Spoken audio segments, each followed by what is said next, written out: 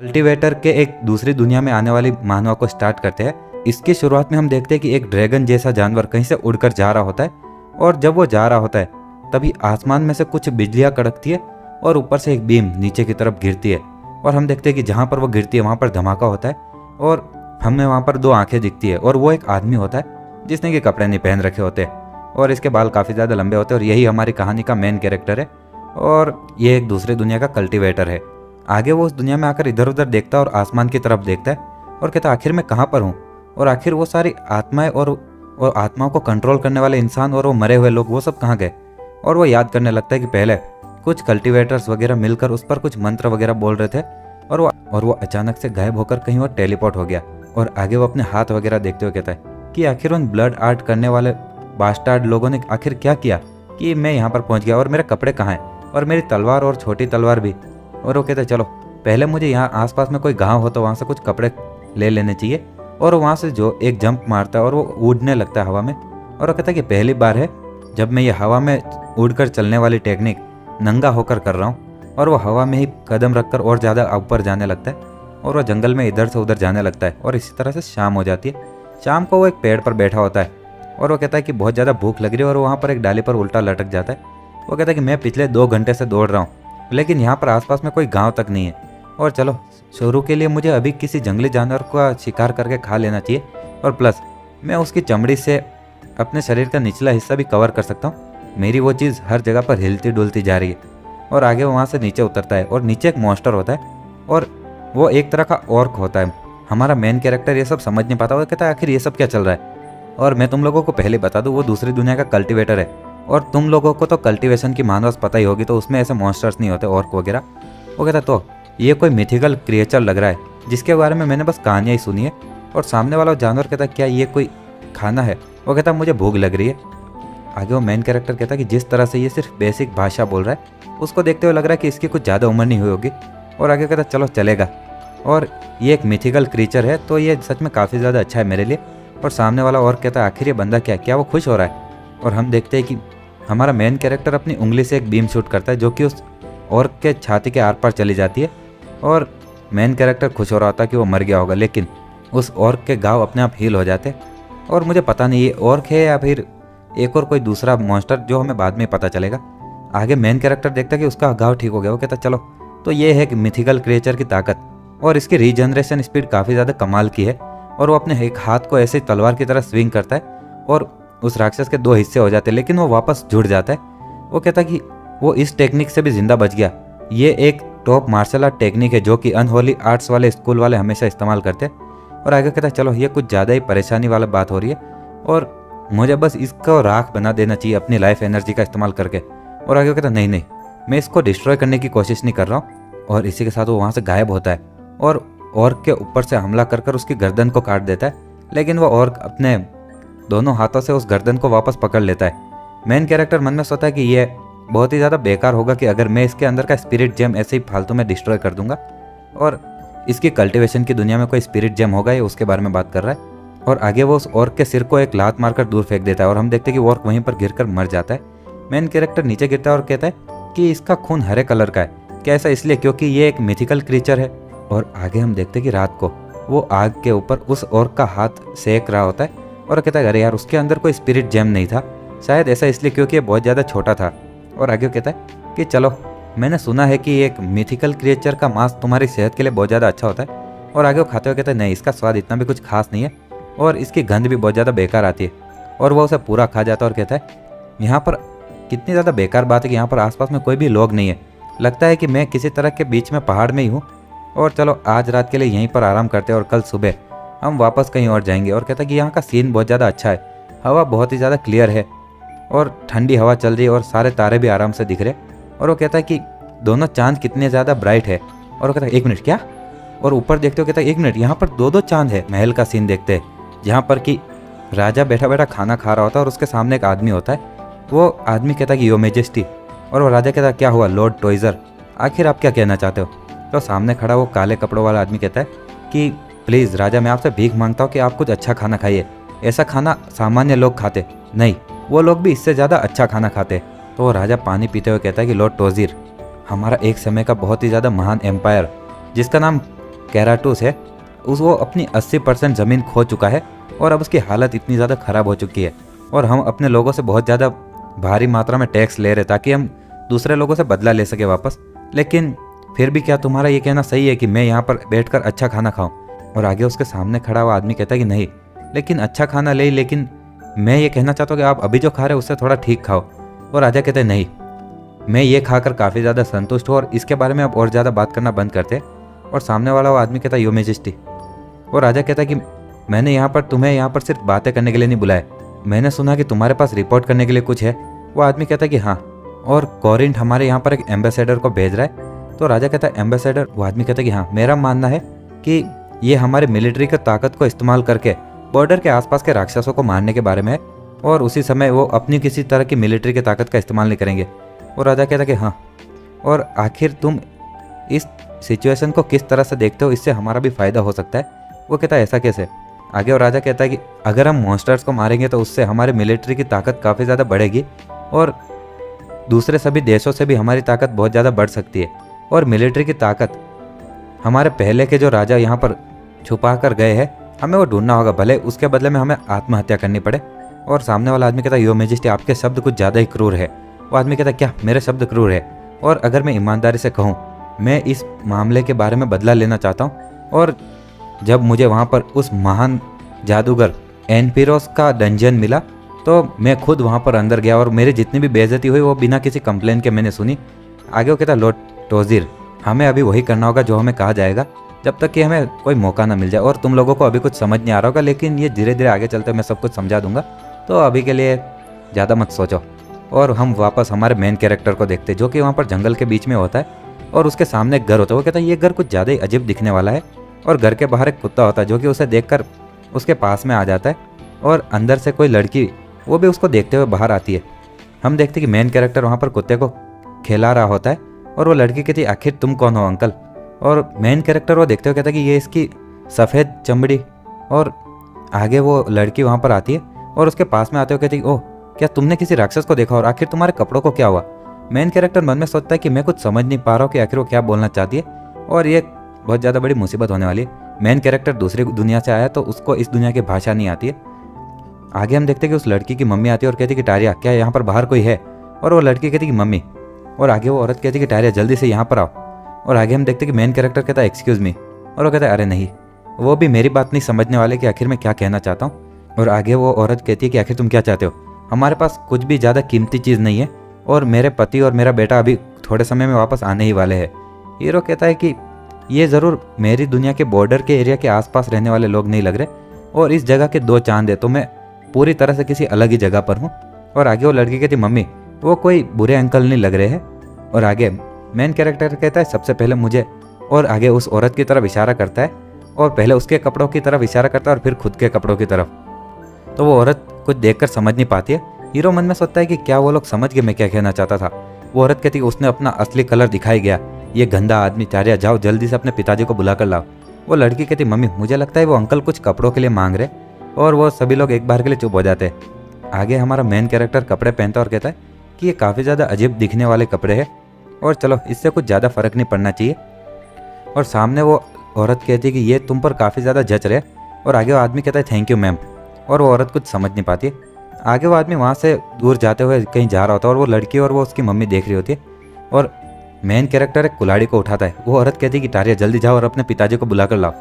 और हम देखते हैं कि मेन कैरेक्टर वहाँ पर लकड़ी काटता है और वो लड़की कहती मम्मी आखिर अंकल वहाँ पर लकड़ी क्यों काट रहे? वो औरत कहती कि हाँ, तो लगता है कि वो कपड़ों के लिए हमें थैंक यू बोलना चाहता है। और आगे वो लड़की उस अंकल के पास में जाती है और वो कहती है अंकल। मेन कैरेक्टर उसकी तरफ देखता है और वो लड़की कहती है कि अंकल आप बहुत ज़्यादा ताकतवर हो और मैंने कभी भी किसी इंसान को एक ही हाथ से लकड़ी काटते हुए नहीं देखा। और मेन कैरेक्टर समझ नहीं पाता आखिर वो क्या बोल रही थी। वो उसकी तरफ कुल्हाड़ी ले जाता कहता है बच्ची आखिर ये क्या है? और वो बच्ची भी कुछ समझ नहीं पाती। आगे वो उसको इशारा करके बताता कि आखिर ये क्या है? तो वो लड़की कहती है ये कुल्हाड़ी है। वो कहता कुल्हाड़ी? वो लड़की कहती कि हाँ ये कुल्हाड़ी है। और आगे वो लकड़ी दिखाते हुए कहता तो ये? आगे वो लड़की कहती कि ये आग जलाने के लिए लकड़ी है। तो हीरो वापस वही चीज़ रिपीट करता है। आगे वो लड़की खुश होते हुए कहती कि हाँ हाँ मुझसे वापस पूछो, मैं तुम्हें सब कुछ सिखाऊंगी। और आगे मेन कैरेक्टर सोचता है चलो इसे धीरे धीरे सोचते हैं और अभी के लिए मुझे यहाँ पर इनकी भाषा सीखनी होगी। सबसे पहले तो हमारा मेन कैरेक्टर उसको कोई आदमी एक नक्शा देता और कहता कि यही वो नक्शा है जिसे तुम ढूंढ रहे थे, और मेन कैरेक्टर कहता है थैंक यू, और आगे उस नक्शे को देख रहा होता है। वो आदमी कहता है क्या अभी भी ये तुम्हारे पढ़ने के लिए कुछ ज़्यादा ही जल्दी नहीं हो जाएगा? वो कहता है कि नहीं मैं अच्छे से पढ़ सकता हूँ। आगे सामने वाला आदमी कहता है ये तो बहुत ज़्यादा अच्छी बात है, ये तो बिल्कुल ऐसा ही जैसे कल ही की बात है कि तुम यहाँ पर सिर्फ हाथों से एक दूसरे चीज़ों के बारे में पूछ रहे थे। और आगे कहता है ये तो सिर्फ आपकी फैमिली के कारण और ख़ास करके आपकी बेटी, उसने सबसे ज़्यादा मुश्किलों का सामना किया। और वो आदमी कहता है कि मुझे लगता है कि टारिया को तुमसे बातें करने में बहुत ज़्यादा मज़ा आता था, और चलो अब हम यहाँ से चलना शुरू करते हैं, हमें यहाँ पर सर्दियों के लिए कुछ कपड़ों की भी तैयारी करनी है। और आगे हम देखते हैं कि मेन कैरेक्टर वहाँ पर लकड़ी काट रहा और कहता है ये काफ़ी ज़्यादा अच्छा नक्शा था, और यहाँ की सिर्फ जियोग्राफी नहीं लेकिन यूनिक फीचर और इसमें हर एक गाँव के बारे में भी था, और मुझे वो नक्शा एक्सेप्ट करना होगा और मैं वापस मोरिम की दुनिया में, मतलब कि मार्शल आर्ट की दुनिया में, अपनी वो कल्टीवेशन वाली, उसमें बस ऐसे ही स्काई वॉर्ड के ऊपर उड़ने वाले टेक्निक को इस्तेमाल करके नहीं जा सकता। और वो एक जोर से कुल्हाड़ी मारता है और वो लकड़ी टूटकर एक टुकड़ा कहीं जाने लगता है, लेकिन वो अपनी कुल्हाड़ी से उसे दूसरी दिशा में फेंक देता है। और हम देखते हैं कि वो लड़की वहाँ पर बैठी होती है। मेन कैरेक्टर कहता है कि यहाँ पर बहुत ज़्यादा खतरा है, तुम कहीं और जाओ। और वो लड़की कहती है डार्क क्या तुम एक मर्सिनरी हो? और मेन कैरेक्टर कहता है मैंने तुम्हें कहा ना कि मेरा नाम मू खियांग है। और वो लड़की कहती क्या कहा? ये नाम बहुत ज़्यादा मुश्किल है, मुँह क्या बोल रहे हो? और आगे कहता मैंने तुम्हें कहा था कि मेरे नाम का मतलब क्या है, और तुम ऐसे ही नाम का मजाक मत उड़ाओ। आगे कहते प्लीज़ दूसरों को अपना नाम ऐसे मत बताना, अब से तुम्हारा नाम डार्क है। वो कहती है कि डार्क नाम तुम पर सूट करता है क्योंकि तुम्हारी आंखें भी डार्क है और तुम्हारे बाल भी। वो कहता है कि ठीक है चलो अब से तुम मुझे कुछ भी बुलाओ जो तुम चाहो, और हम भी अब से मेन कैरेक्टर को डार्क ही बुलाएंगे। आगे वो कहता है लेकिन आखिर तुम किस मर्सिनरी की बात कर रही हो, आखिर वो क्या होता है? वो लड़की कहती ओह क्या तुम्हें पता नहीं वो लोग जो पैसे के लिए लड़ते हैं? तो डार्क कहता है तुम्हारा मतलब कि कातिल? नहीं मैं उन जैसा नहीं हूँ। और वो लड़की कहती तो आखिर तुम क्या हो?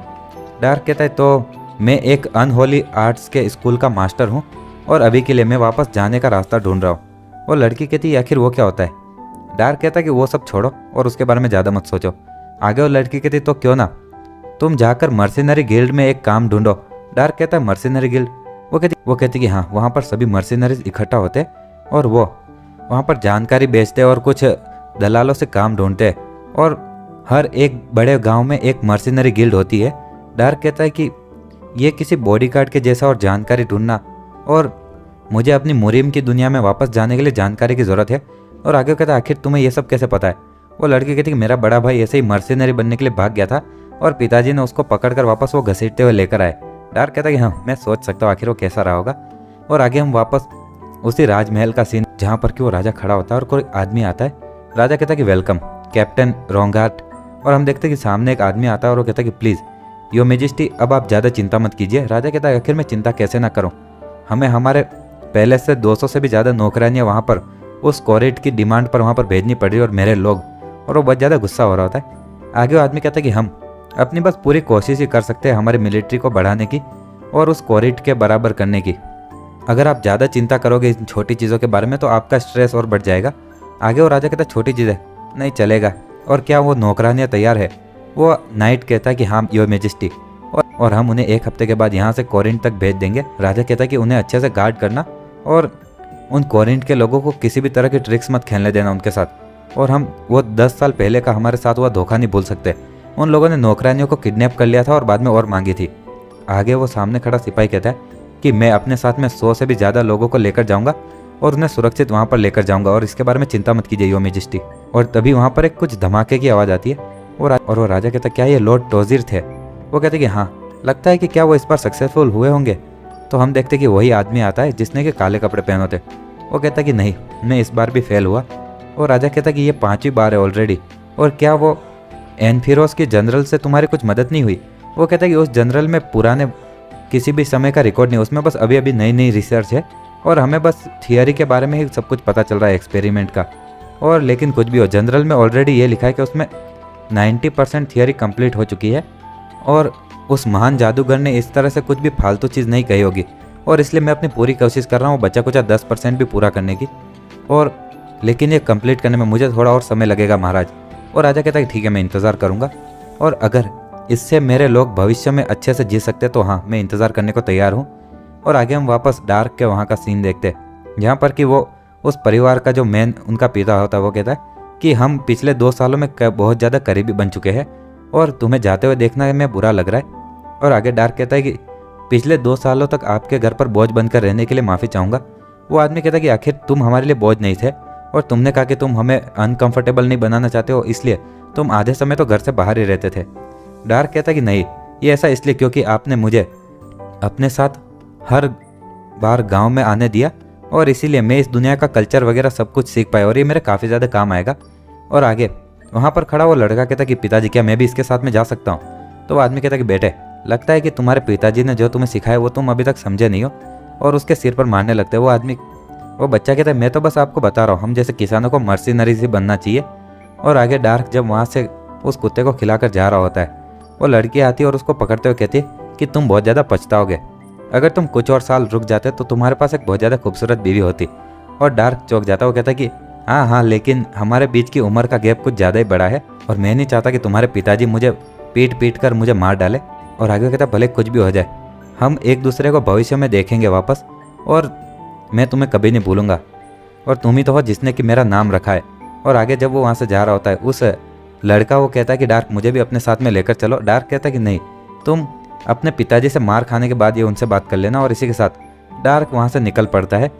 हम देखते हैं कि डार्क जब जा रहा होता है, पीछे से वो लोग अलविदा किए जा रहे होते और डार्क अपने मोरिम की दुनिया के हिसाब से अलविदा कहता है। शुरुआत में हम जंगल का सीन देखते जहाँ पर कि डार्क बैठा बैठा कुछ पका रहा होता है और तभी हमें कुछ जानवरों की आंखें दिखती है। डार्क वहाँ पर खा रहा होता है और तभी उसको कुछ गुर्राने की आवाज़ आती है और डार्क इधर पीछे मुड़ के देखता है। वो देखता है कि आखिर ये सब चीज़ें क्या है यार। और हम देखते हैं कि वहाँ पर एक वेयरवुल्फ होता है जो कि डार्क को देखकर उसकी तरफ कूदता है और उस पर हमला करता है, लेकिन डार्क तभी वो सोचता है कि बहुत ज़्यादा तेज़ है और वह अचानक से पीछे हट जाता है। और हम देखते हैं कि डार्क के हाथ में जो खाने की चीज़ होती है उसके टुकड़े टुकड़े हो जाते हैं। आगे वो वेयरवुल्फ डार्क को काटने ही भागता है, लेकिन डार्क उसे डॉज करते हुए कहता है कि इसकी ताकत कुछ ज़्यादा ही अमेजिंग है और अब मैं समझ गया कि इस दुनिया के लोग यहाँ पर पहाड़ पे आना अवॉइड क्यों करते हैं रात को। और डार्क अपने हाथ से एक स्लैश मारता है और उस वेयरवुल्फ के टुकड़े होकर वापस ठीक भी हो जाता है। डार्क सोचता है कि क्या इस दुनिया में सभी राक्षसों का रीजनरेशन इतना ज़्यादा तेज़ है।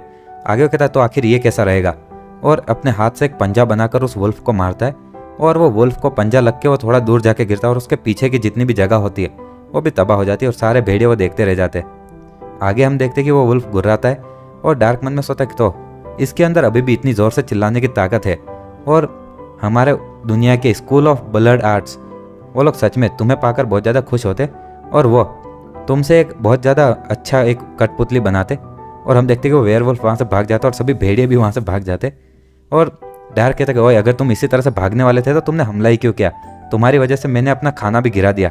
और हम देखते कि वो बाद में एक भेड़िए को मार कर पका रहा होता है और हम वापस राजा के महल का सीन देखते हैं जहाँ पर कि कोई आता है और कहता है यो मेजेस्टी। राजा कहता है तो आखिर इस समय आप यहाँ पर क्यों आए हो लॉर्ड टोजिर। सामने वाला वो टोजिर कहता है कि मुझे बस एक बहुत ज़्यादा अभी खतरनाक इन्फॉर्मेशन मिली है। राजा कहता है इन्फॉर्मेशन। वो कहता है कि हमें एक ड्रैगन का दिल मिलने का मौका मिल चुका है। और वो राजा कहता है कि ड्रैगन का दिल, ज़रा मुझे डिटेल में बताओ। सामने वाला टोजिर कहता है कि एक ड्रैगन का दिल जिसको कि ड्रोवा के ग्रेट टेम्पल के अंदर रखा जा रहा था, वो भी कोरिंथ के अंदर। ऐसा कहा जा रहा है कि ट्रोवा का एम्पायर वो अभी कुछ समय के लिए उनसे वो दिल लेने वाला है और हमें किसी भी कीमत पर उस दिल को चुराना होगा। वो राजा कहता है ड्रैगन का दिल, ये सच में एकदम प्योर माना के लिए बहुत ज़्यादा अच्छा रहता है। और क्या तुम्हें लगता है कि इस बार उनकी सुरक्षा इतनी ज़्यादा कमज़ोर होगी कि हम लोग उन्हें तोड़ सके। तो सामने वाला आदमी कहता है कि हाँ सही कहा, और इस बार उनकी सिक्योरिटी सच में कमज़ोर होगी। कोरिंथ का एम्पायर ये यकीन करता है कि किसी में भी इतनी हिम्मत नहीं होगी कि कोई उनके आर्टिफैक्ट पर अपना हाथ डाले। वो राजा कहता तो इस बार उनकी सिक्योरिटी कितनी ज़्यादा कमज़ोर है कि तुम इतनी ज़्यादा बोल्ड स्टेटमेंट दे रहे हो। तो सामने वाला आदमी कहता है कि हमारी इन्फॉर्मेशन के अनुसार उनके पास बस 50 नाइट्स है और वो भी बस एक ही आइटम को गाइड कर रहे हैं और एक ग्रेजुएट है और ग्रेजुएट के पास कोई टाइटन भी नहीं है। और राजा कहता है ग्रेजुएट बिना टाइटन के, और एक ग्रेजुएट और टाइटन क्या हुए तुम्हें अगले चैप्टर्स में पता चल जाएगा। आगे वो राजा कहता है कि ये चांस कहीं उन्होंने जानबूझकर तो ये जानकारी बाहर लीक नहीं किया ना। तो सामने खड़ा हुआ आदमी कहता है कि नहीं, बिना किसी शक के ये जानकारी बिल्कुल असली है। और वो राजा कहता है ठीक है चलो मैं तुम्हें परमिशन देता हूँ। आगे हम वापस मेन कैरेक्टर को देखते हैं। डार्क वहाँ से कहीं पर जा रहा होता है और मन में सोचता है कि इस जगह के अंदर सच में बहुत ही ज़्यादा अच्छी ऑक्सीजन है हमारी मोरिम की दुनिया से, और मैंने बहुत ज़्यादा ब्रीथिंग टेक्निक, सांस लेने की टेक्निक्स वगैरह की है जब तक कि मुझे उनसे कंटाला नहीं आ गया। लेकिन मुझे कभी भी इस किसी भी जंगल की की इतनी ज़्यादा ताकतवर महसूस नहीं हुई और मैंने बस अपनी थोड़ी सी की इस्तेमाल की और वो तुरंत रिचार्ज भी हो गई। और इस दुनिया के अंदर किसी भी मार्शल आर्ट का प्रैक्टिस करना बहुत ज़्यादा आसान रहता और वो मन में सोचता कि आखिर मैं जानना चाहूँगा किस तरह के मार्शल आर्ट के मास्टर यहाँ पर प्रैक्टिस करते होंगे। तभी उसको आवाज़ आती है रुक जाओ, और वो सामने देखता है तो एक लड़की बैठी होती है। वो कहती है ओए आखिर तुम कहाँ पर जा रहे हो? तो डार्क कहता है कि मैं वोलोकेंसी में जा रहा हूँ। सामने वाली लड़की कहती है कि यहाँ से जाने के लिए 10 सिल्वर तुम्हें टोल के रूप में देने होंगे। डार्क कहता है हाँ ऐसी बात है, ये बहुत ज़्यादा महंगा है, मेरे पास जो कपड़े वो भी 7 सिल्वर के ही है। आगे वो लड़की कहती है अगर तुम्हारे पास पैसे नहीं है तो तुम यहाँ से तैर कर जा सकते हो। डार्क कहता है कि हाँ क्या मजाक है, और आगे उस लड़की के पास में जाते हुए कहता है कि हाँ तैर कर जाने की बात। और वो लड़की एक तलवार निकाल कर डार्क पर हमला करती है। डार्क उसका हाथ पकड़ लेता है और वो लड़की चिल्लाती है और उसकी तलवार नीचे गिर जाती है। डार्क उसका गला पकड़ लेता है और उसे उठाकर कहता है कि आखिर तुम्हारे पास कितना पैसा है? वो लड़की कहती मेरे पास कोई पैसा नहीं, इसलिए तो मैं दूसरों को लूट रही हूँ। डार्क कहता है तुम्हारे पास पैसा नहीं है? मैं नहीं मानता। और आगे वो लड़की कहती 1 मिनट रुको, आखिर तुम क्या करने वाले हो? और डार्क अपना हाथ उसकी तरफ बढ़ाता है और वो चिल्लाने लगती है। डार्क कहता है कि चलो अब शोर मचाना बंद भी करो और चुप हो जाओ। और कि डार्क के सामने वो लड़की होती है और डार्क ने उसके सारे कपड़े उतार दिए होते और सिर्फ बेसिक कपड़े रखे होते। आगे उसकी तलवार जूते वगैरह सब कुछ लेते हुए मन में सोचता है कि मैं जानना चाहूँगा कि आखिर ये सारी चीज़ें मैं कितने में बेच सकता हूँ। और आगे वो सोचता है कि चलो ये तलवार मैं खुद के लिए रख देता हूँ। और वो लड़की मन में सोचती है कि आखिर ये इंसान है क्या और मैं इसके सामने कुछ नहीं कर पाई। और वो कहती एक्सक्यूज़ मी, क्या तुम मुझे यहाँ से जाने दे सकते हो? डार्क कहता है कि जाने के लिए तुम्हें 10 सिल्वर देना होगा। वो लड़की कहते सॉरी, और वो मन में सोचते कि तुमने अभी अभी मुझसे सब कुछ चुरा लिया, तुम शैतान कहीं के। और डार्क कहता क्या तुम्हारे पास पैसे नहीं है? और अगर तुम्हारे पास पैसे नहीं है, और उसकी रस्सी को पकड़कर उसे उठाते हुए कहता है कि अगर तुम्हारे पास पैसे नहीं है तो तुम्हें तैर कर जाना होगा, है ना? और वो लड़की डार्क की तरफ देखती है और डार्क उसको नदी में फेंक देता है। और वो लड़की उस नदी से बाहर आते हुए कहते मैं तुम्हें जान से मार दूंगी। और इसी तरह से वो कहते जा रही होती है और वो तैरते तैरते पीछे तक चली जाती है। आगे डार्क उसको अलविदा कहता है और हम वोलोकेंसी सिटी के अंदर का सीन देखते हैं जहाँ पर कि एक इन मतलब जहाँ पर कि खाने पीने का सब कुछ होता है। डार्क वहाँ पर शराब पी रहा होता है और कहता है कि मुझे खाने का तो पता नहीं, लेकिन यहाँ की अल्कोहल और बियर एकदम बहुत मस्त है। और उसको किसी की आवाज़ आती है कि कोई कहता है कि फैल्क्यून, क्या हमें सच में उस जगह से जाना होगा ताकि हम शहन तक जा सके? और कुछ लोग एक टेबल पर बैठे बैठे बात कर रहे होते और एक आदमी कहता है कि मेडिया, लगता है कि वो उस जगह से पहले गई नहीं है और वहाँ से जाना हमारे लिए बहुत ज़्यादा तेज़ी से काम हो जाएगा। और एक और औरत कहती लेकिन वहाँ पर एक ड्रैगन का घोंसला है और वो बहुत ही ज़्यादा गुस्सैल ड्रैगन है। और आगे वो सभी लोग ऐसे बात कर रहे होते हैं और डार्क उनकी बातें सुन रहा होता है। तभी एक लड़की वो सब देखकर हंस रही होती है और एक जो नाइट जैसा दिखता है सिल्वर और एक गोल्डन बालों वाला आदमी कहता है कि चलो अब यहाँ पर बहस करना बंद करते हैं और थोड़ी और शराब पीते। एक आदमी कहता है ओए रेवन, क्या तुमने कभी पहले ड्रैगन देखा है? वो कहता नहीं। डार्क वो सब सोचते हुए उनकी तरफ आते हुए कहता आखिर ड्रैगन क्या है? और चलो शहन कैपिटल के अंदर है ना, तो मुझे भी वहीं पर जाना है और मुझे यहाँ से इन्फॉर्मेशन भी और चाहिए। और आगे वो उन लोगों से कहता है एक्सक्यूज़ मी, क्या आप लोग शहन जा रहे हो? और एक आदमी कहता है कि हाँ, और आखिर मैं आपकी कैसे मदद कर सकता हूँ? डार्क कहता है कि मैं भी शहन की तरफ ही जा रहा हूँ, लेकिन ये मेरा पहली बार है और मैं आप लोगों से पूछना चाहता था कि क्या मैं आप लोगों के साथ में जा सकता हूँ उस जर्नी पर? और वो आदमी पहले अपने टीममेट की तरफ देखता है और फिर सोचते हुए कहता है कि हाँ, मुझे लगता है कि ये तुम्हारी जर्नी बहुत ज़्यादा मुश्किल होने वाली है उस जो तलवार तुम्हारे पास है उसके होते हुए। और क्या तुम एक मॉन्स्टर से उस तलवार से लड़ने वाले हो? और वो कहता है कि ये एक सेबर की ब्लेड है और ये एक राक्षस की चमड़ी को भी पार नहीं कर पाएगी, और अगर कोई ड्रैगन जैसी चीज़ आ गई तो भूल ही जाओ। और ये हथियार बस कुछ औरतों के लिए ही बनाया गया है ताकि वो अपनी रक्षा कर सके। और आगे कहता है क्या ये सच में तुम्हारा हथियार है भी? डार्क कहता है कि इसको देखकर लगता है कि बहुत ज़्यादा एक्सपीरियंस वाला आदमी है और ये कंपनी के लिए बहुत ज़्यादा अच्छा रहेगा। आगे डार्क कहता है कि मैं वादा करता हूँ कि मैं जर्नी में तुम लोगों के लिए कोई प्रॉब्लम खड़ी नहीं करूँगा, और लेकिन अब जब तुमने कहा है तो क्या मैं तुम्हारी तलवार देख सकता हूँ? और वो आदमी अपनी तलवार निकाल कर डार्क को देता है। डार्क उस तलवार को उसकी मयान से निकालता है और एकदम से वो देखकर चौंक जाता है और उस तलवार को नीचे फेंक देता है। वो कहता है ये आखिर ये क्या? वो आदमी कहता है कि हाँ, तुम काफ़ी ज़्यादा समझदार हो और तुमने देखकर ही इस तलवार के ऊपर रहा मंत्र समझ में आ गया। डार्क कहता है 1 मिनट, आखिर ये मंत्र वाली तलवार क्या है? मतलब कि स्पेल स्वॉर्ड? आगे वो आदमी कहता है क्या तुम्हें सच में नहीं पता आखिर एक स्पेल स्वॉर्ड क्या है?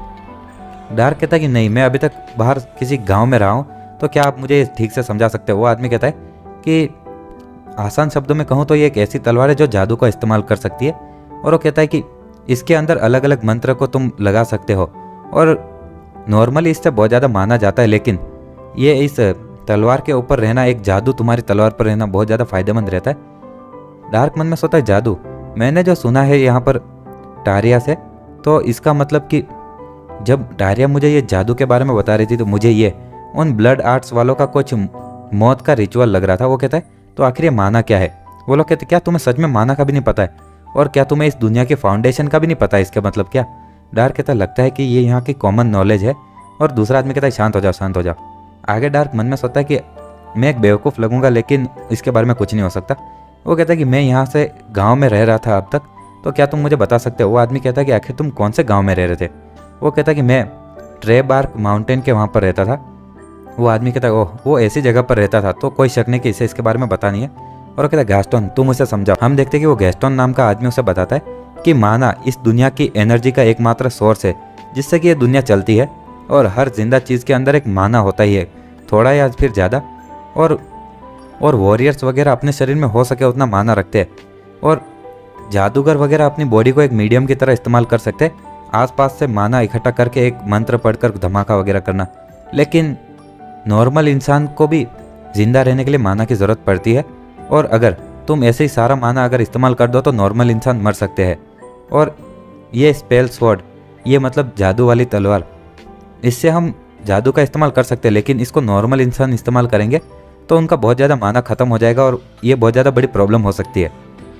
डार्क कहते हैं तो इस दुनिया में की को माना कहा जाता है, और अब मैं समझ गया कि आखिर जब मैंने उस तलवार को अपने हाथ में लिया तो उसने मेरे अंदर से थोड़ी की कैसे खींच ली। और वो कहता है ठीक है मैं समझ गया। आगे वो कहता है लेकिन ये तलवार इसके साइज़ के हिसाब से कुछ ज़्यादा हल्की है।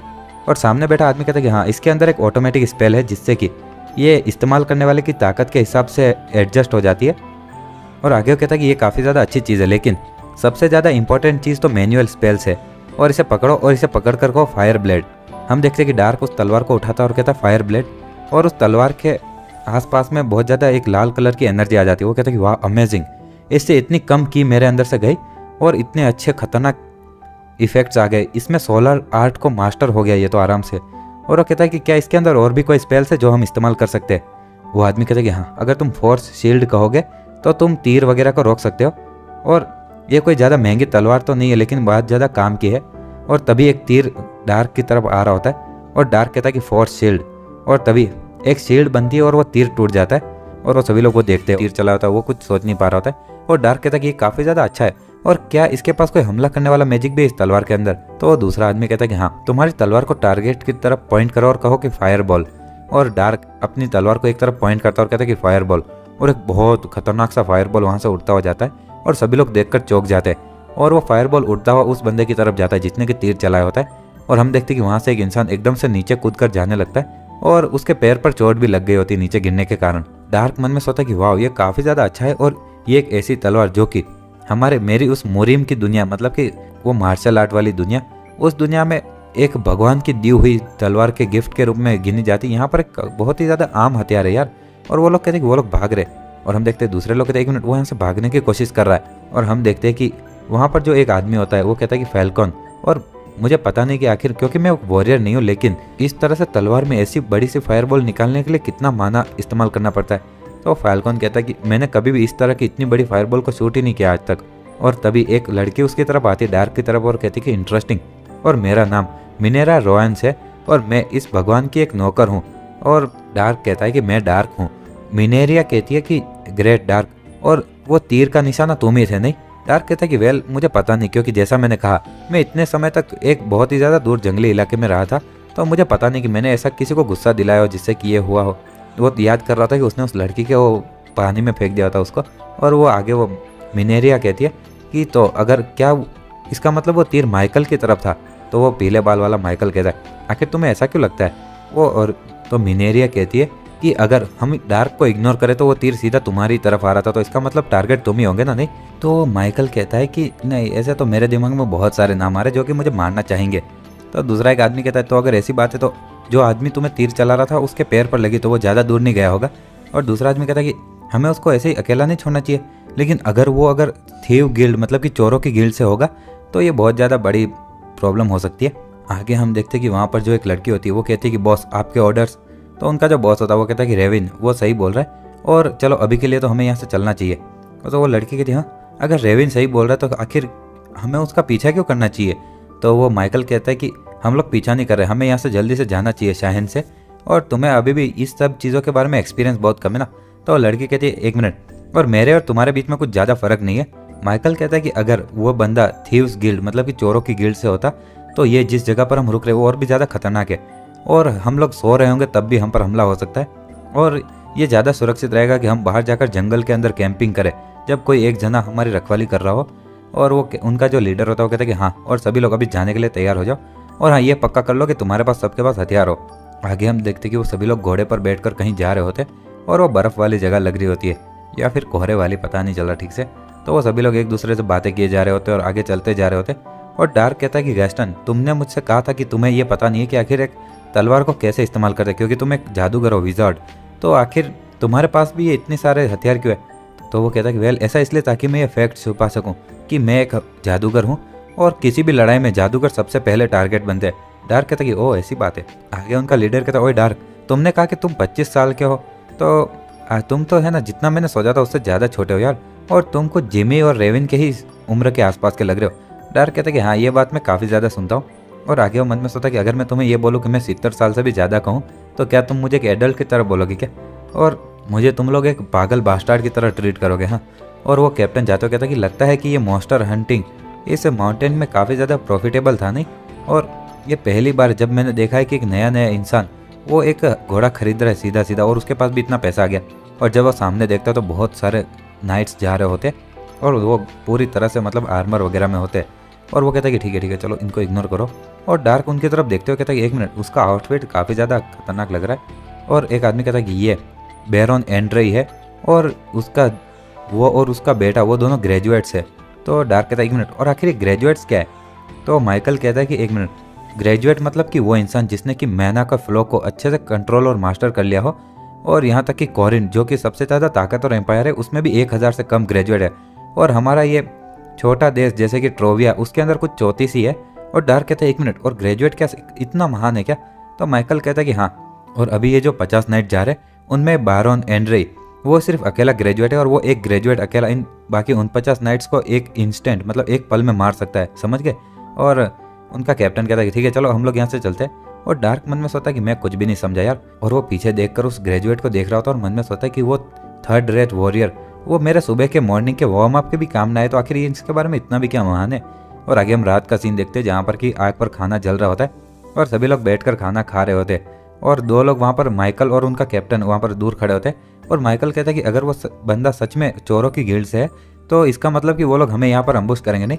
कैप्टन कहता है कि हाँ, हम लोग अभी शहर से बहुत ज़्यादा दूर है और वो लोगों के लिए थोड़ा हम पर हमला करना मुश्किल होगा, और अगर वो लोग आज हम पर हमला करेंगे तो कल सुबह से लेकर हमें मेन रोड से जाना चाहिए, और जहाँ पर कि हमें मॉन्स्टर दिखने लगेंगे।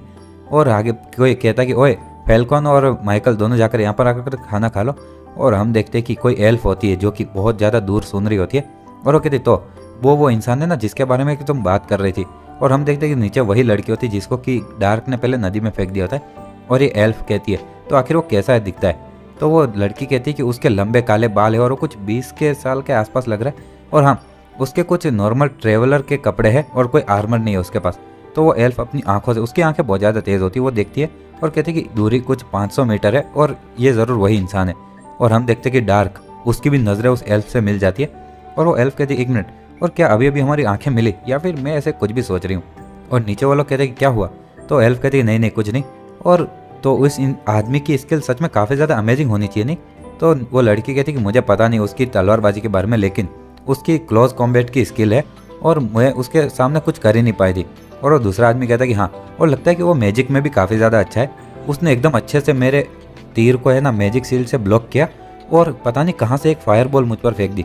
तो वो एल्फ कहती है कि एक फायर बॉल, इंटरेस्टिंग। आगे हम देखते हैं कि सभी लोग सो रहे होते हैं और माइकल भी वहाँ पर बैठा बैठा सो रहा होता है, और इसी के साथ में एक वो जो जादूगर होता है वो आग के पास बैठा होता है और कहता है कि डार्क क्यों ना तुम यहाँ पर पास में आ जाओ और हम लोग आग के पास बैठे। तो डार्क वहाँ पर बैठा हुआ ध्यान लगा रहा होता है, और वो जादूगर मन में सोचता है कि क्या उसको ऐसे नींद आ गई क्या, और मुझे सच में उसकी बिल्कुल ही आदत नहीं पड़ती, कुछ समझ ही नहीं पाता भले मैं उसको कितना भी देख लूँ। और हम देखते कि डार्क ध्यान से सुन रहा होता है और एक तीर उसकी तरफ आ रहा होता पीछे से। डार्क अपनी तलवार निकालता है और उस तीर के 2 टुकड़े कर देता है, और हम देखते कि उस तीर पर भी कुछ जादू के मंत्र होते हैं, और एकदम से एक धमाका होता है आग वाला, और वो कैप्टन और सभी लोग देखकर चौंक जाते हैं और डार्क के कपड़े फट जाते हैं और दूर जाकर गिरता है। और वो लोग झाँकते हुए कहते हैं अरे नहीं डार्क और विजार्ड, ध्यान से सभी लोग इधर एक इकट्ठा हो जाओ। और वो लोग कहते हैं कि डार्क प्रीस्टेस जल्दी तुम उसको हील करो। और वो प्रीस्टेस जो होती है वो कहते हैं कि प्लीज़ ठीक है रहिए, और वो कुछ मंत्र बोलने लगती है और डार्क एकदम से वापस खड़ा हो जाता है। और वो जादूगर कहता है हाँ क्या तुम ठीक हो? डार्क कहता है कि ये काफ़ी ज़्यादा इंप्रेसिव था। और वो लोग कहते हैं डार्क अपने आप को ज़्यादा ऐसे जोर मत डालो और हमारी प्रीस्टेस तुम्हें ठीक कर देगी। डार्क कहता है लेकिन मैं पूरी तरह से ठीक हूँ यार, हाँ लेकिन मेरे कपड़े ठीक नहीं है। और वो कहता है लेकिन क्या उस तीर के ऊपर भी किसी तरह का जादू का मंत्र था क्या? तो वो जादूगर कहता है कि हाँ कुछ ऐसे स्पेल्स होते जो कि उस तीर के डैमेज को बढ़ाने के लिए लगाए जाते। डार्क कहता है ओह समझ गया, और एकदम से वो बहुत तेज़ स्पीड से वहाँ से उड़कर जाने लगता है और वो लोग देखते रह जाते हैं। वो कहते हैं कि आखिर इसकी स्पीड इतनी ज़्यादा तेज़ कैसे थी? और हम देखते हैं कि वो एल्फ जिसने कि डार्क पर तीर चला होता है वो कहते हैं कि हाँ ये क्या इतना बड़ा इडियट है, और चलो एक और तीर खाओ, और डार्क पर एक तीर चलाती है। डार्क कहता है इल्यूजनी राइजिंग स्वॉर्ड आर्ट, और उसका चैप्टर 1 और सेक्शन 4 ऐसा बोलते हुए उसका तीर और वो तलवार टकराती है और वो कहता है कि ब्लॉक हो जाओ। और हम देखते हैं कि एक धमाका होता है और वो एल्फ कहते हैं कि क्या उसको लग गया? और हम देखते हैं कि डार्क एकदम अच्छे से उसके आर पार निकल जाता है और वो एल्फ देखकर डर जाती है और पीछे हटने लगती है। और हम देखते हैं कि डार्क उसके मुंह पर एक जोरदार मुक्का मारता है और वो एल्फ नीचे जाकर गिरने लगती है, और नीचे वही लड़की होती है। डार्क उसको भी देख लेता है और उस पर भी अपने फोर्स से मारता है और वो नीचे गिरने लगती है। तभी हम देखते हैं कि वो जो बंदा जिसने कि तीर चला होता है वो डार्क पर एक और तीर चलाता है, लेकिन डार्क अपने हाथ से उसे पकड़ लेता है और उस बंदे को भी एकदम उसके पास में आ जाता है और अपनी तलवार से उस पर हमला करता है। लेकिन हम देखते हैं कि वो बंदा नीचे गिरने लगता है और डार्क कहता है कि हाँ उसने डॉज कर लिया, और हम देखते हैं कि वो नीचे गिरकर बेहोश हो जाने जैसा हो चुका होता है। और डार्क कहता है कि ये दिखने में काफ़ी ज़्यादा काम का लग रहा है, और उसके कपड़े उतार दिए होते हैं जब उसकी आंखें खुलती है तब। वो कहता है कि हाँ, और हम देखते हैं कि डार्क उसकी पैंट को उतार रहा होता है और कहता है एक मिनट आखिर तुम कर क्या रहे हो? डार्क कहता है कि चलो और इन्हें नीचे उतारो। और वो आदमी कहता है नहीं नहीं नहीं, और जोर से एक चिल्लाने की आवाज़ आती है और माइकल कहता है कि आखिर ये सब चल क्या रहा है और वहाँ पर हो क्या रहा है? और इसी के बंदे के कपड़े उतार लिए थे और पहन लिए होते। और अब आगे वो कहता है कि तो आखिर तुम्हारा कारण क्या था मुझ पर हमला करने का? तो वो एल्फ और वो लड़की वहाँ पर बैठे होते हैं और वो एल्फ कहती है कि आखिर तुमने उसके साथ क्या किया? तो डार्क कहता है कि वेल मैंने उसके साथ में कुछ नहीं किया, और वो अपने आप ही बेहोश हो गया। और सच में उसकी मेंटालिटी कितनी ज़्यादा पैथेटिक है एक मर्द के रूप में यार। और आगे वो कहता है चलो मेरी बात का जवाब दो, वरना मैं तुम्हें भीख मांगने पर मजबूर करूंगा कि मैं तुम्हें मार ना दूँ। और आखिर तुमने मुझ पर हमला क्यों किया? तो लड़की कहती है तुम्हें अच्छे से पता होना चाहिए ना, तुम थे जिसने कि हमारे इस चोरों के गिल्ड के एक मेंबर पर हमला किया और तुमने मुझे लूट भी लिया, और ये चोरों की गिल्ड को रिपोर्ट तक नहीं किया, और तुम्हें क्या लगा कि तुम इसके बाद में सुरक्षित रहोगे? हाँ। तो डार्क कहता है कि मुझे शुरू से पता था कि मैं सुरक्षित रहूंगा और मैं अभी तक बिल्कुल ठीक हूँ, दिख नहीं रहा तुम्हें? तो लड़की कुछ बोल नहीं पाती है। आगे कहता है कि अगर ये इतनी सी बात है तो तुम्हें मारने में मेरे कोई कीमत नहीं है यार। वो लड़की कहती क्या? और आगे वो एल्फ भी कहती कि हाँ कितना कॉन्फिडेंस है ना तुम्हारे में, और क्या तुम ये बोल रहे हो कि तुम हमारे चोरों की गिल्ड से डरते नहीं हो? डार्क कहते कि हाँ राइट राइट, और अगर मैं तुम लोगों को ऐसे ही छोड़ दूंगा तो तुम लोग वापस मेरे पीछे आओगे नहीं? और एकदम से उनकी तरफ बढ़ने लगता है और वो एल्फ और वो लड़की कहते एक मिनट आखिर तुम क्या करने वाले हो? डार्क कहता किसे पता और आखिर मैं क्या करूंगा? और वो लोग कहते हैं रुक जाओ रुक जाओ, और हम देखते हैं उन दोनों के कपड़े वहाँ से उड़कर जाने लगते हैं और वो कहती है कि बंदर हमसे दूर हटो। और हम देखते हैं कि डार्क ने उनके कपड़े उतार लिए होते, खाली वो अंदर पहनने वाले कपड़े रहे होते। और डार्क कहता है कि मुझे लगता है कि तुम्हें अगली बार कुछ ज़्यादा कीमती कपड़े पहनने चाहिए, और उनके सारे कपड़े समेट कर ले रहा होता है। और वो लड़की कहती है कि मैं तुम्हें मार दूंगी बास्टर्ड। डार्क कहता है कि अगर तुम ज़्यादा बोलोगी तो मैं तुम्हारी अंडरवियर भी ले लूँगा। और वो लड़की चुप हो जाती है। आगे डार्क वहाँ से जाने लगता है और वो कहती है कि ये इंसान मैं पक्का उसे मार कर रहूँगी। एल्फ कहती कि चलो रुक जाते हैं। तो दूसरे लड़के कहते एक मिनट आखिर तुम किस बारे में बात कर रहे हो? वो एल्फ कहती कि वो हद से ज़्यादा ताकतवर है और बदला ये अच्छा है, लेकिन ये कोई ऐसी चीज़ नहीं जो कि हम हैंडल कर सकते। तो दूसरी लड़की कहती लेकिन हमारी प्राइड का क्या? और वो एल्फ मन में सोचती कि हाँ आखिर चोरों की कौन सी इज्जत या प्राइड होती है, और चलो इसे अकेला करो, तुम ये अकेले ही करो। तो वो लड़की अपने नाखून चबा रही होती है। आगे हम देखते कि डार्क उन तीनों के जो घोड़े होते हैं वो भी लेकर आ रहा होता है और सामने वो सभी लोग होते हैं। हम देखते कि उनका जो कैप्टन होता है वो कहता कि डार्क और आखिर तुम्हें ये घोड़े कहाँ से मिले? डार्क कहता कि वो लोग कुछ ऐसे लोग थे जिनकी कि मुझसे दुश्मनी थी और वो कुछ ज़्यादा ही मेरा दिमाग ख़राब कर रहे थे, तो मैंने इन घोड़ों को चुरा लिया। तो हम देखते कि वहाँ पर एक और आदमी होता है, वो कहता है आखिर तुमने ऐसा क्या कर दिया कि एक जादू वाला तीर तुम्हारी तरफ आ गया? और डार्क कहता है कि मैं है ना किसी काम से एक शहर में जा रहा था और एक औरत मुझे लूटने की कोशिश कर रही थी। और वो कैप्टन कहता है क्या तुमने इसके बारे में गार्ड्स को रिपोर्ट किया? डार्क कहता नहीं, मैंने उसके पैसे, कपड़े और हथियार ले लिया और फिर उसको पानी में फेंक दिया था। और उसके पीछे वाली लड़की हंसने लगती है। वो कैप्टन कहता है कि ओह अगर वो चोरों की गिल्ड से है तो काफ़ी ज़्यादा बड़ी बात हो जाएगी, और सच में ये कोई ज़्यादा इतनी समझदारी वाली चीज़ नहीं की तुमने। डार्क कहता है कि अगर ये सच में इतना खतरनाक है तो हम लोग अलग हो सकते, और मैं सच में तुम लोगों के लिए मुसीबत पैदा नहीं करना चाहता। तो कैप्टन थोड़ा बहुत सोच रहा होता है और तभी उसके कंधे पर वो माइकल हाथ रखता है और वो कहता है कि तुम चिंता मत करो। और डार्क ने अभी एक एक्सप्लोजन को अपने सिर पर लिया लेकिन फिर भी वो जिंदा बच गया ना। और ज़रा वो देखो उसके सिर पर एक स्कार तक नहीं है। आगे वो माइकल कहता है कि भले वो कंट्री साइड मतलब कि जंगलों वाले या गांव वाले इलाके से, लेकिन वो हम सबसे ज़्यादा कैपेबल है और उसको हमारी कोई एडवाइस की भी ज़रूरत नहीं है। और वो कैप्टन कहता है कि हाँ सही कहा। और आगे वो माइकल कहता है चलो चलो वापस सो जाते। और वो जादूगर कहता है कि 1 मिनट रुको। माइकल कहता है अब क्या हुआ गेटसन। तो वो जादूगर कहता है कि मुझे बहुत सारे यहाँ पर माना सिग्नेचर्स महसूस हो रहे और दूसरी तरफ से उस जंगल के वहाँ से, और लगता है कि नाइट्स का एक ग्रुप वहाँ पर जा रहा है इस माना की क्वालिटी से। तो और माइकल कहता है कि नाइट्स कितने सारे। तो वो जादूगर कहता है कि बहुत सारे मतलब 50 नहीं कुछ 100 के आसपास। और वो कैप्टन कहता है 1 मिनट 100 नाइट्स और इस घंटे में। और वो जादूगर कहता है कि 1 मिनट वहाँ पर एक लड़ाई हो रही और ये माना के सिग्नेचर धीरे धीरे गायब होते जा रहे। और हम देखते हैं कि जो उनकी वो प्रीस्टेस होती है वो वहाँ से भागने लगती है। और माइकल कहता है कि प्रीस्टेस कहाँ जा रही हो। प्रीस्टेस कहती है कि ये एक नाइट्स के बीच की लड़ाई है और मुझे उनको कुछ ज़्यादा उनको चोटें लगे या नुकसान हो उससे पहले हील करना चाहिए। और माइकल कहता है कि लेकिन हमें कुछ भी नहीं पता और अगर तुम ऐसे ही वहाँ पर चली जाओगी तो हमें पता नहीं आखिर क्या हो जाएगा। और हम देखते हैं कि वो बिना कुछ सुने वहाँ पर चली जाती है। कैप्टन भी कहता है कि अरे यार चलो। और वो माइकल कुछ गालियाँ दे रहा होता है। और हम देखते हैं कि सभी लोग उस प्रीस्टेस के पीछे भाग रहे होते हैं, डार्क से लेकर बाकी सारे लोग। और डार्क वहाँ पर कुछ नोटिस करता है और वो कहता है कि 1 मिनट और ये लोग इनके जो उन्होंने आर्मर पहना इसके कारण मेरे साथ में भाग नहीं पा रहे और क्या मुझे वापस उस लड़की को पकड़कर आ जाना चाहिए। तो वो तेज़ी से उस प्रीस्टेस की तरफ जाने लगता है और हम देखते हैं कि वो एकदम से रुक जाता है और प्रीस्टेस के हाथ में कोई एक नाइट होता है जो कि मर चुका होता है। और सभी लोग वहाँ पर आते हैं और एक आदमी कहता है कि आखिर ये कौन से नाइट हुड से है। वो कैप्टन कहता है। तो वो प्रीस्टेस कहते हैं कि ये राखान के नाइट्स है और यहाँ पर जितने भी वो सब मर चुके हैं। जादूगर कहता है आखिर ये किसने किया होगा और एक राखान के नाइट को यहाँ पर ट्रोविया के लैंड में मारना, वो लोग पागल है क्या। और दूसरी वो लड़की कहती है कि शायद ये किसी राक्षस का काम हो। तो दूसरा एक और आदमी कहता है कि 1 मिनट यहाँ पर लेकिन अभी भी लोग लड़ रहे हैं। और दूसरा आदमी कहता है चलो हम जाकर मदद करते हैं। और तभी हम देखते हैं कि एक किसी का सिर आकर वहाँ पर गिरता है और जब वो प्रीस्टेस देखती है वो कहती है 1 मिनट ये तो सर एलेक्स सिडमोइन है। और उसको आवाज़ आती है कि 1 मिनट और आखिर तुम कौन हो। और जब वो प्रीस्टेस ऊपर मुड़ती है तो एक बहुत सारे नाइट्स भी होते हैं और एक नाइट उसके सामने खड़ा होता है और वो कहता है कि प्रीस्टेस सॉरी लेकिन हम किसी भी सबूत और गवाह को यहाँ पर नहीं छोड़ सकते जिंदा। और वो प्रीस्टेस पर हमला करने वाले होते। और इसी के साथ में हम देखते हैं कि एक आवाज़ आती है कि फायर बॉल। और उस नाइट के ऊपर एक फायर बॉल आती है लेकिन वो अपनी तलवार से उसे रोक देता है और वो कहता है 1 मिनट ये जादू था क्या। और उसके सामने वो कैप्टन होता है और हम देखते हैं कि प्रीस्टेस को दूसरी लड़की अपने साथ में ले जाने लगती है। और वो आर्मर वाला आदमी कहता है कि एक स्पेल वाली तलवार और वो किसी मर्सनरी के साथ में थी क्या। और वो कहता है कि चलो और हमारा काम और ज़्यादा बढ़ गया। और आगे वो कहता है कि हाँ। और हम देखते हैं कि बीच में जादूगर मंत्र बोलने लगता है और वो कहता है कि एक विजॉर्ड एक जादूगर उसे रोको। और सभी लोग कहते हैं कि हमें गेटसन की रक्षा करनी होगी। और सभी सिपाही वो देखकर चौंक जाते हैं और प्रीस्टेस वो एक बहुत ही ज़्यादा होली मैजिक इस्तेमाल करती है और ऊपर से लाइट आती है उन सब के ऊपर। और वो कैप्टन कहता है कि अरे यार हमें नाइट से लड़ना होगा। आखिर कितनी ज़्यादा बेकार बात है ना, लेकिन हम और कुछ नहीं कर सकते क्योंकि वो हमें मारने की कोशिश कर रहे हैं। और वो सभी एक दूसरे की तरफ बढ़ते और हम देखते हैं कि उनका कैप्टन एक नाइट से लड़ता है और बाकी सभी माइकल वगैरह सभी लोग लड़ने लगते हैं। और इसी तरह से लड़ाई चले जा रही होती है। और हमारा डार्क वो वहाँ पर चुपचाप देख रहा होता है और कहता है कि 1 मिनट मैंने जितनी उम्मीद की थी वो लोग उससे ज़्यादा अच्छा लड़ रहे और शायद मुझे उन लोगों की मदद करने की ज़रूरत नहीं पड़ेगी। तभी हम देखते हैं कि एक बंदा हमला करता है लेकिन नाइट उसको एक लात मारता है और आगे वो कहता है रेविन मेरी मदद करो। और डार्क कहता है क्या मुझे मदद करनी चाहिए। और आगे वो कुछ नोटिस करता है कि 2 नाइट्स उसकी तरफ बढ़ते हैं और एकदम से उस पर जैसे ही वार करने वाले होते हैं वो थोड़ा सा मुस्कुराता है और एक आवाज़ आती है कि लाइटनिंग बोल्ट। और डार्क के पीछे से जो वो जादूगर होता है वो 2 लाइटनिंग बोल्ट निकालता है और उन दोनों सिपाहियों को लगते और वो दोनों सिपाहियों को झटका लगता है और वो लोग नीचे गिर जाते हैं। आगे डार्क वो सब देख रहा होता है और वो लोग कहते हैं कि जल्दी से इस जादूगर को पहले मारो। और वो जादूगर कहता है कि डार्क मेरे लिए थोड़ा समय चाहिए मुझे। डार्क कहता है कि जादू काफ़ी ज़्यादा काम का है लेकिन प्रोटेक्शन के बिना ये बहुत ही ज़्यादा यूजलेस है। और वो कहता है चलो ये मुझ पर छोड़ दो।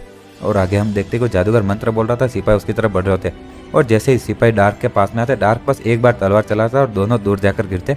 और तभी एक आग का गोला आकर वो एक सिपाही को लगता है और वो जादूगर ने एक सिपाही को मार दिया होता है। दूसरा सिपाही डार्क पर जब हमला करने आता है डार्क उसकी भी गर्दन के हाथ पर तलवार कर देता है और कहता है आखिर ये कैसे हो सकता है। और एक सेबर उसने एक आर्मर को तोड़ दिया। सेबर मतलब कि वो पतली सी तलवार जो डार्क के पास है वो लड़कियों वाली। और वो लोग कहते 1 मिनट वो आदमी कहाँ चला गया। और हम देखते कि डार्क एकदम से उनके पीछे आ जाता है और वो लोग कहते आखिर कहाँ गया। और डार्क अपनी तलवार चलाता है और उन लोगों के अंदर छेद ही छेद कर डालता है।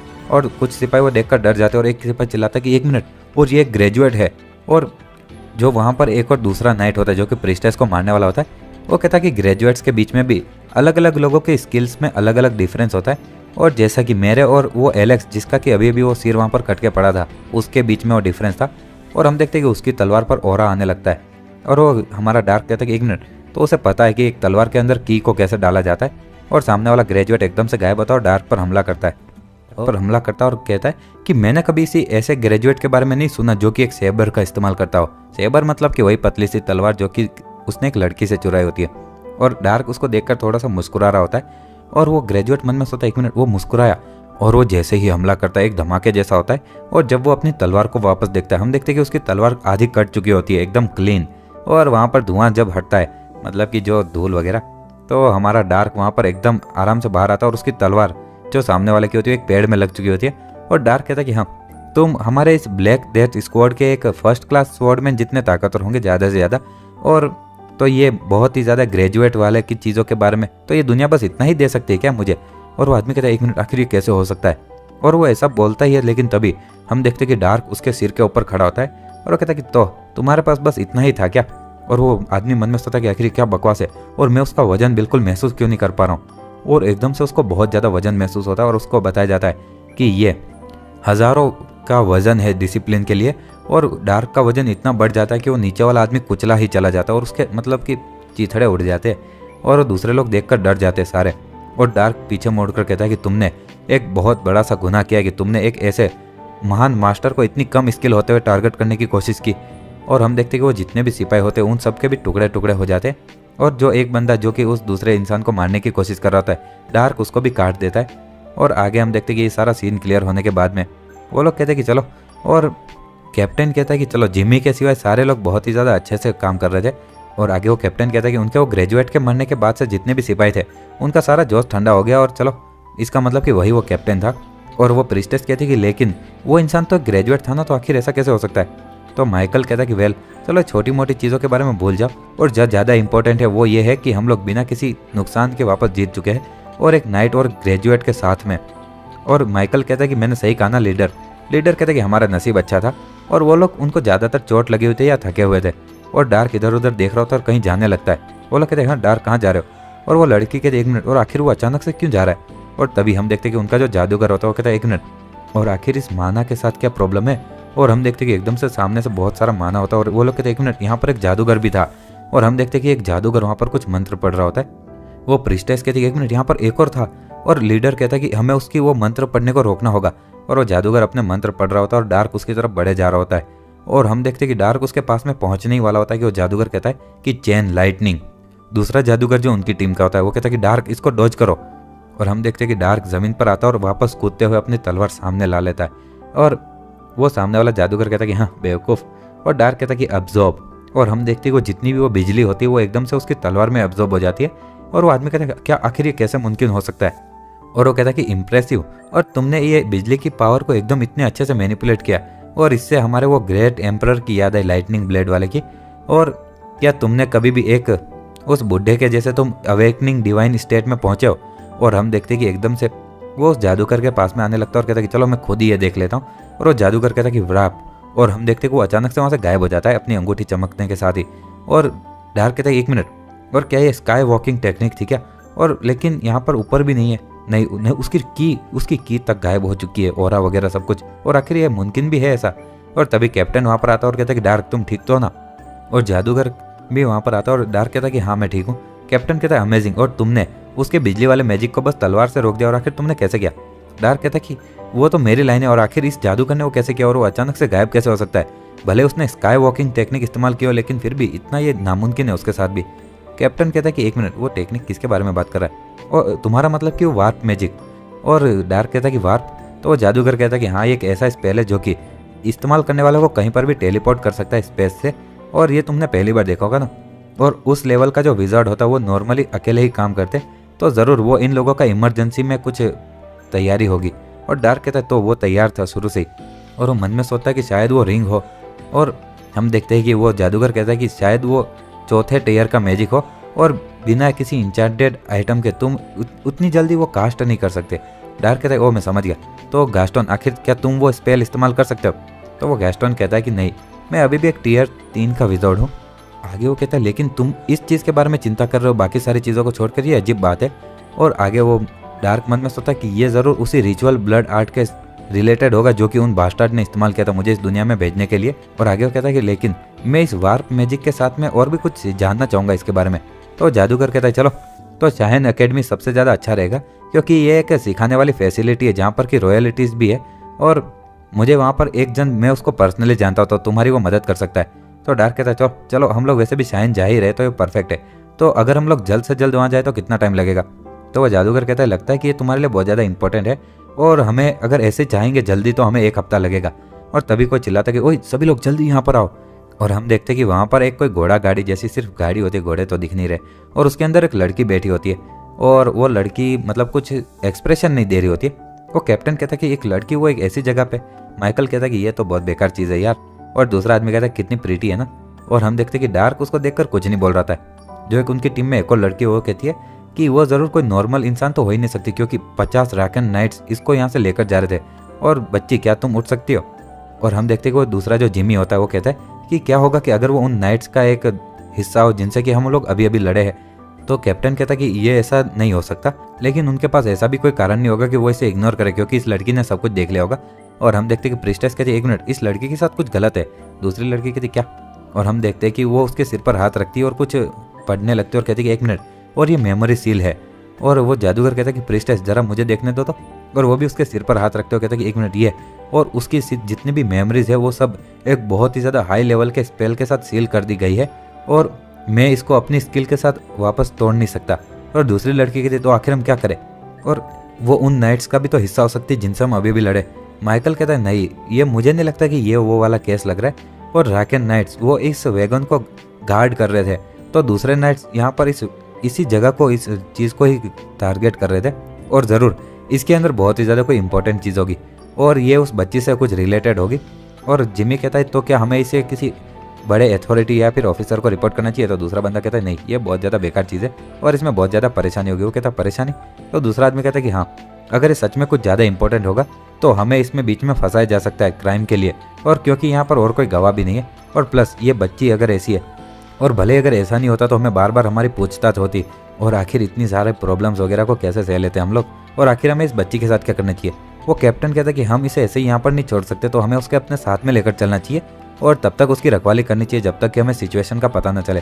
तो डार्क कहता है कि 1 मिनट, और क्या हम लोग इसे ऐसे ही बस राकन नाइट्स को देखकर नहीं जा सकते, और अगर ये लड़की राकन नाइट से रिलेटेड है तो ये सही चीज़ होगी ना करने के लिए।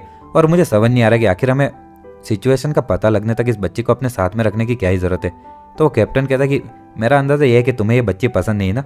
डार्क मन में सोचता है कि मैं तुम बच्चों के साथ भी इसलिए ट्रैवल कर रहा हूँ क्योंकि मुझे शाहन तक जाना है, लेकिन तुम चाहते हो कि मैं बस ऐसे बैठा रहूँ और बिना कंप्लेन के, ताकि तुम एक बच्ची को अपने साथ में लेकर आओ और हमें और धीमा कर दो।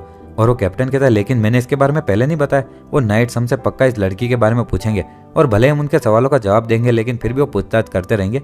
और हम देखते हैं कि एकदम से वो डार्क उस लड़की के पास में आता है और उस लड़की को ऐसे पीछे से पकड़कर उठा लेता है, और वो कहता है कि मैं इसको ऐसे नहीं ले जा सकता जब कोई देख ना रहा हो, और मैं बस ऐसा कर लूँगा और तुम मुझे उस नाइट्स की लोकेशन बताओ।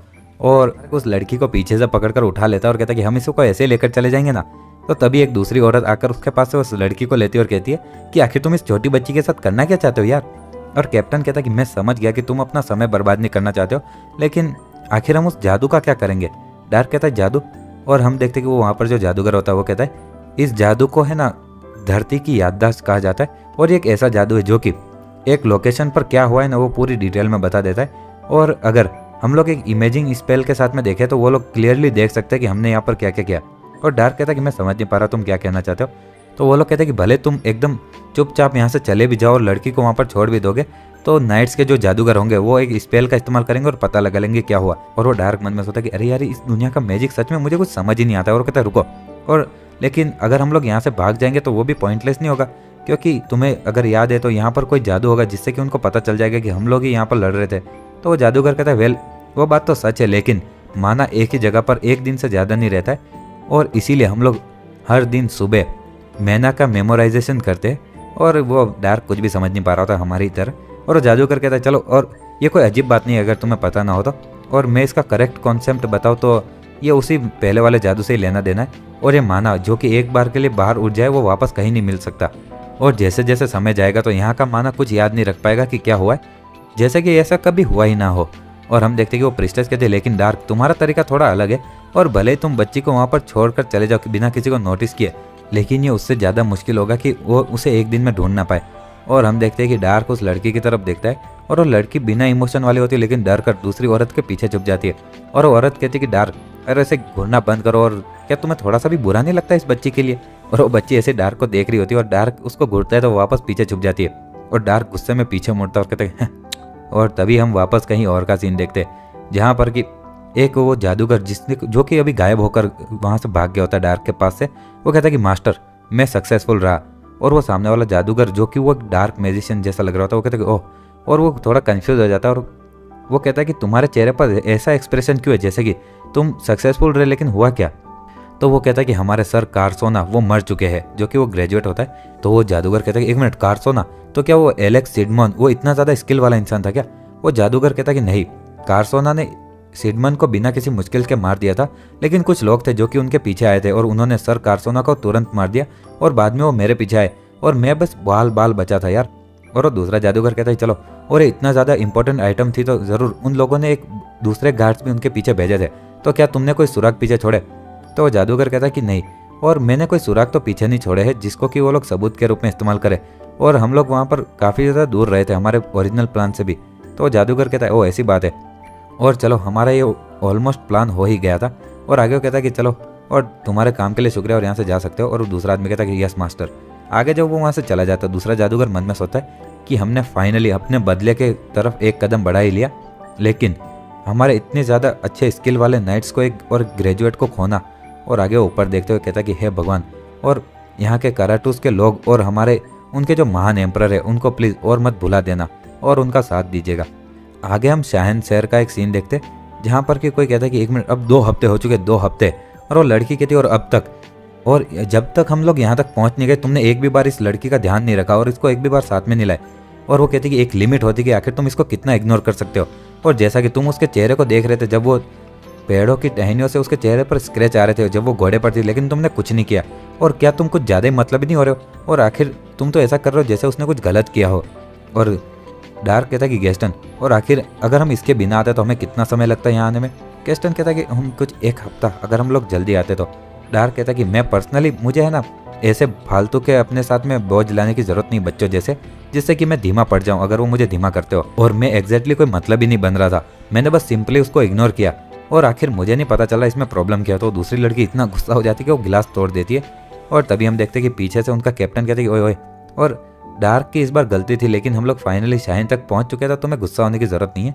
और आगे वो कहते हैं कि आखिर अब तुम क्या करोगे डार्क। और आगे वो कैप्टन कहते हैं कि डार्क, क्या तुम अब खुद से कहीं पर जर्नी पर जाओगे या हमारे साथ। और भले ही इस पार्टी का लीडर हूँ मैं, और मैं ये चाहता हूँ कि तुम हमारे साथ में रहो। और वो दूसरी लड़की भी देखकर चौंक जाती है और डार्क कहता है कि साथ में। और वो कैप्टन कहता है कि तुम सरप्राइज हो क्या। और एक ताकतवर साथी हमेशा इंपॉर्टेंट होता है पार्टी के लिए, और इससे हमारे जिंदा रहने के चांस बढ़ जाते सभी लोगों के। और ईमानदारी से कहूँ तो जिंदगी से कीमती और कुछ नहीं होता मर्सिनरीज के लिए। आगे वो उस दूसरी लड़की से कहता मैंने सही कहा ना मेडिया।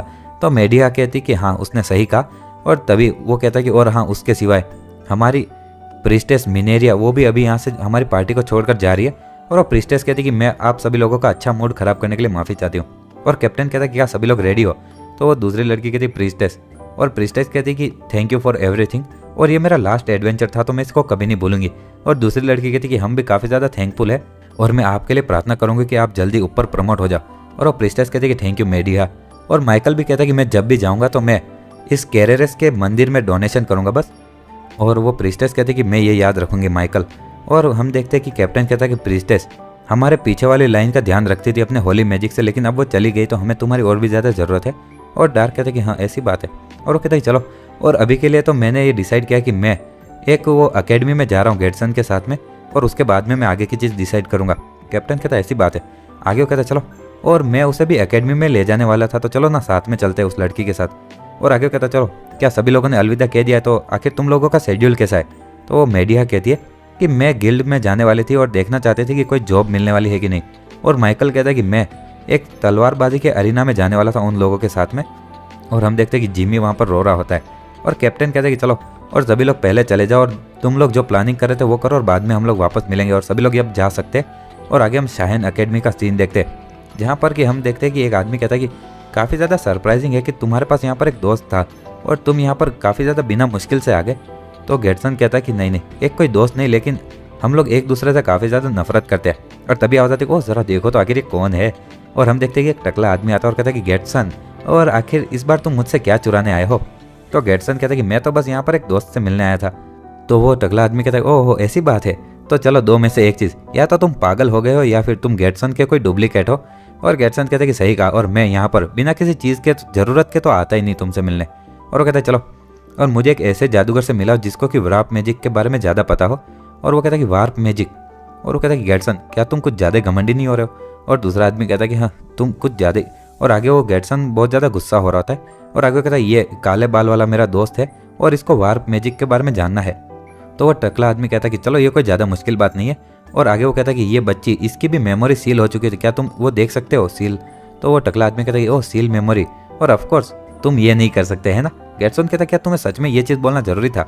और आगे हम देखते हैं कि डार्क एक आदमी के पास में बैठा होता है और उसको ड्राइंग कर बता रहा होता है कि कुछ ऐसा था और उसके बीच में ऐसा कुछ निशान था और बहुत ही ज़्यादा शाइनी एक्सप्लोजन हुआ और उसके बाद में मैं अचानक से कहीं अलग ही जगह पर आ गया और वो जगह कोई ऐसी थी जो कि एक अलग ही दुनिया जैसी लग रही हो जहाँ पर कि तुम रहते थे, क्या तुम इसको समझा सकते हो। तो वो आदमी कहता है कि चलो देखते हैं। और वो कहता है एक मिनट, ये तो एक डायमेंशनल। और वो आदमी कहता है कि ये एक डायमेंशनल ट्रेवल मैजिक है। और डार्क कहता है क्या। और वो आदमी कहता है कि ये ज़रूर वही होगा। और डार्क कहता है कि डायमेंशनल क्या होता है। तो वो आदमी कहता है कि ये एक ऐसी जगह है जहाँ पर कि समय और स्पेस अलग है और दो अलग ही जगह पैरेलल जो कि एक दूसरे से कभी मिल ही नहीं सकती। जैसे एग्जाम्पल के लिए यहाँ पर इस ऐसी भी एक दुनिया हो सकती है जहाँ पर कि सिर्फ एक ही सूरत और एक ही चांद हो। और डार्क को सुनकर चौंक जाता है। और इसी के साथ हमारा ये चैप्टर भी यहीं खत्म होता है। अगर आपको वीडियो पसंद आती है तो लाइक शेयर एंड सब्सक्राइब कर देना। मैं डेली ऐसी वीडियोस लाता रहता हूँ।